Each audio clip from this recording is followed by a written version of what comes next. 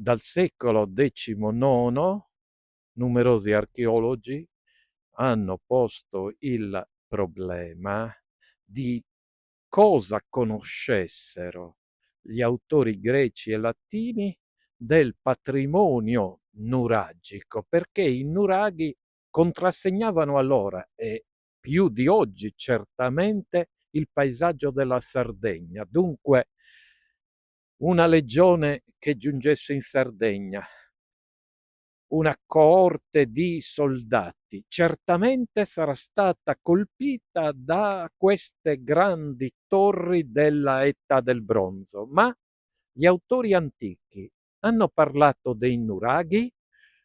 Dobbiamo rispondere in maniera dubitativa, nel senso che noi abbiamo un'iscrizione latina del nuraghe ai Duentos di Bortigali nella frazione di Mulargia, nella cui architrave è incisa un'iscrizione probabilmente dell'età dell'imperatore Augusto, in cui si dice Iliensium Iura, i diritti degli Ilienses, uno dei popoli autoctoni della Sardegna, in Nurak Sessar.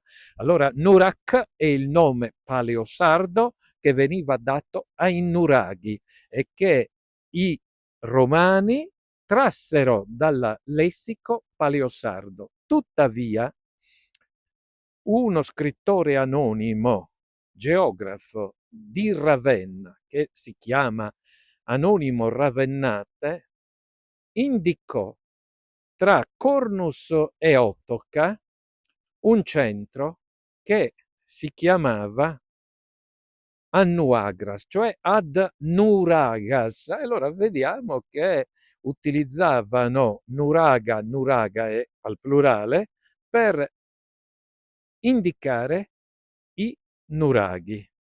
Detto questo, a parte il fatto che noi abbiamo anche un diploma militare da Posada che ci menziona un Nurak albus, un nuraghe bianco, e il colore dei massi che servivano a costruire un nuraghe è elemento distintivo di molti nuraghi. Ancora oggi Nurakraba, presso il Rimedio, dove c'era un grandioso nuraghe, si chiamava già in documenti medievali Nurace Albu, quindi come nel diploma militare di Posada. Nelle fonti, ripeto, quindi negli scrittori greci e latini, noi non abbiamo l'uso di nuraghe, e però vi è un mito relativo a un personaggio che si chiamava Norax, Noraca, che sarebbe giunto dalla Andalusia Tartessia, vale a dire la zona prospiciente Cadiz. Cadiz è la città fenicia di Gadir.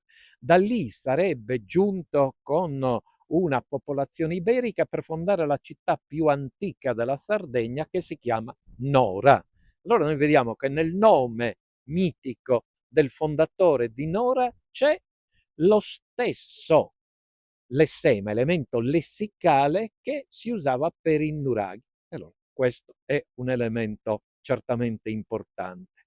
Di altri edifici esistenti in Sardegna, che sarebbero stati costruiti da Iolao, che era niente meno che il nipote di Eracles, c'è menzione in diversi autori. Ma che edifici sono? Si chiamano gimnasia, e cioè luoghi dove si facevano esercizi ginnici. Si chiamano dicasteria, cioè tribunali.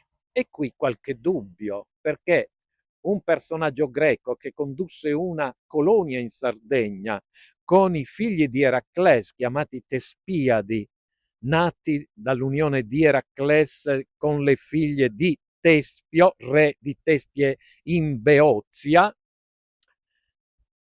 un re Tespios che era discendente del sesto re di Atene. Dunque ci rimanda questo mito complesso anche alla Atene, la città qualità della democrazia che aveva nei dicasteri, ai tribunali del popolo e nei ginnasi, il luogo dove avvenivano gli esercizi ginnici necessari per la paideia, la educazione dei giovani.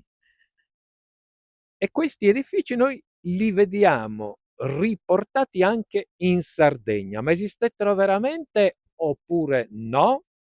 Perché una gran parte degli studiosi ritiene che qui si voglia da parte dei greci immaginare un trapianto di edifici propri della Atene del V secolo avanti Cristo. C'è però di più.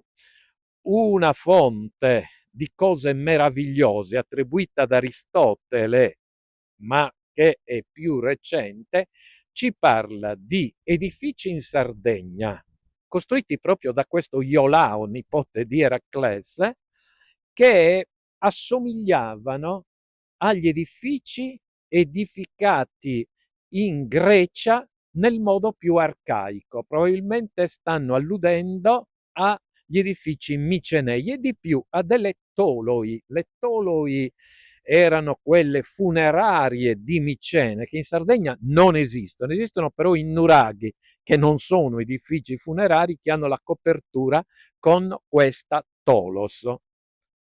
Allora, lo pseudo Aristotele, quindi non Aristotele ma un personaggio, uno scrittore che si era attribuito questo nome, faceva riferimento ai nuraghi? È possibile, però ci sono dei dubbi. E finalmente, e qui concludiamo perché bisognerà tagliare il lungo discorso che ho fatto, Diodoro Siculo, nella sua biblioteca storica, ci parla, per l'età di Cesare, ma trascrivendo notizie molto più antiche, di Dedalo, il divino architetto, che sarebbe giunto in Sardegna fuggendo da Camicos, nella Sicilia meridionale, dove Minosse lo inseguì poiché si era riuscito a liberare dal labirinto dove, a Creta, dove era stato rinchiuso perché aveva consentito che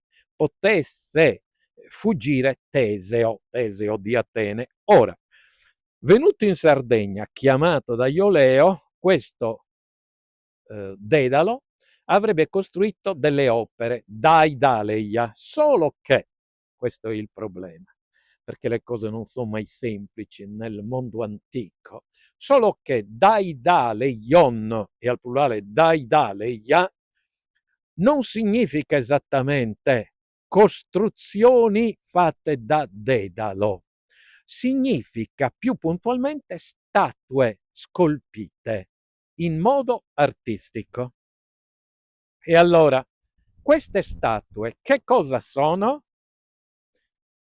L'idea più semplice è che si conoscessero, prima che venissero distrutte, le statue di Monteprama ancora in piedi e che queste venissero attribuite a Dedalo. L'altra teoria vuole che nei Daidalia si debbano riconoscere i nuraghi.